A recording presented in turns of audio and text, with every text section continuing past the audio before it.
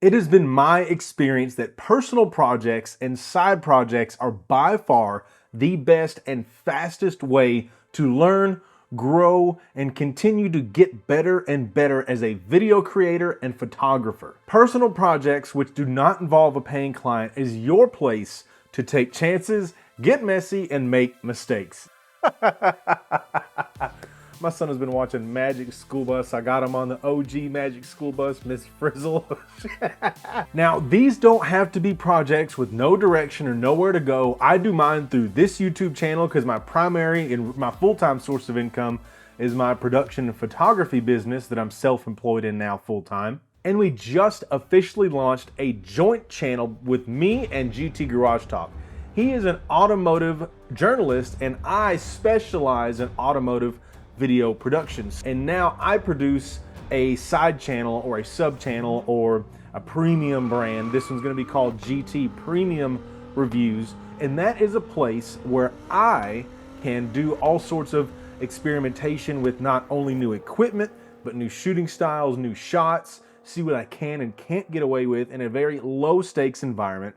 And then I can bring that over to my big paid productions once I've become familiar enough to be able to bring that over and not put the client in a position where I'm having to learn on their time and their dime. You can absorb some knowledge and then you can regurgitate it, but you don't really understand anything just by watching YouTube and reading it. It's a great basis of knowledge, but to really actually grasp what you're doing and truly learn something, you have to do it. And for me, this is the best way to make that happen. I get to follow my passions. It may very well become profitable in the future, but for right now, it is a very low stakes and very flexible on our time way for me to learn and grow while still putting out professional content. It doesn't just get exported. I watch it and it dies. It's out there in the world to see. I'll put a link to that stuff down below. Here are just a few examples of equipment that I purchased fully intending on rolling into my full-size client productions, but I started using them to get familiarized with YouTube. The Webuild 2 Pro Plus, the full kit with the wireless transmitter and everything, hooked up to the Tilta Hydra shock mount, and I use that for chase scenes and chase footage and lead follow footage on vehicles. That has led to me landing clients where I get to drive around tracks. I'm paid. Listen to me. Listen. I have landed an ongoing job where every 6 months I go out and do paid track day events. Did you hear me?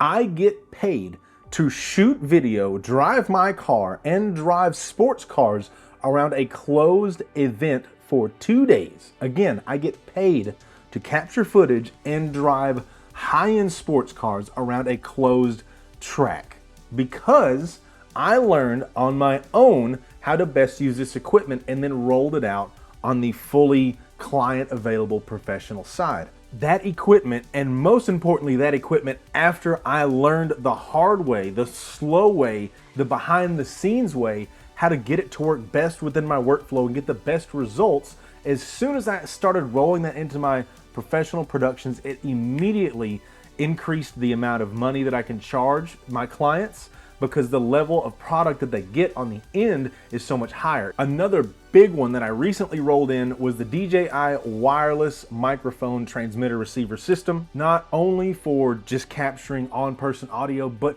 hooking it up to under the hood and near the exhaust pipe of cars, syncing it and capturing directly into camera.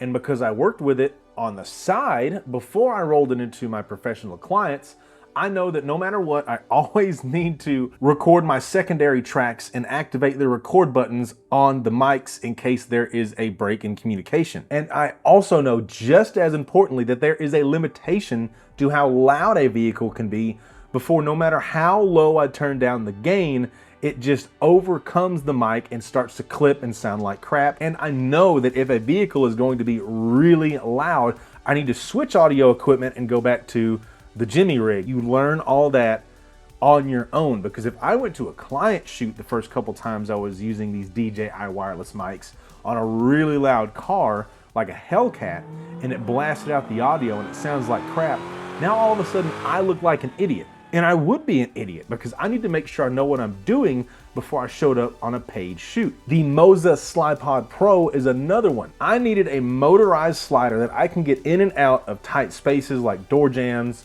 from back seat to front seat shooting through side windows, so a traditional slider would not work. So I spent the money. I got the new Moza SlidePod Pro. I practiced on my own. And for this piece of equipment in particular, I was lucky enough to have a stopgap, an in-between between completely free and a high-paid shoot.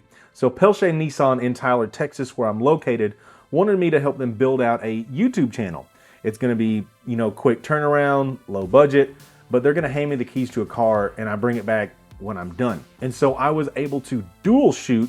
Well, by that, what I mean is do something that I know is gonna work and then also use the new SlidePod Pro. It took a little bit more time, but it was just me in the car. I'm not consuming anyone else's time.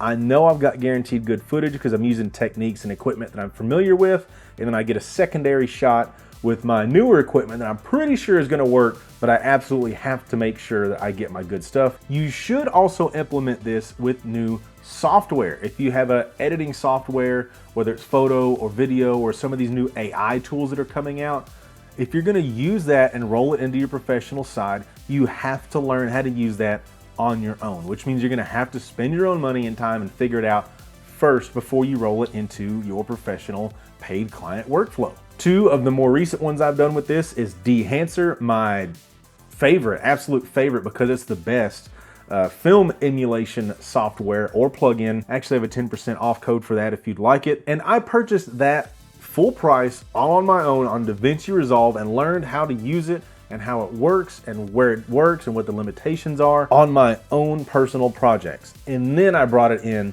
to the professional workflow. Same with Topaz Video AI.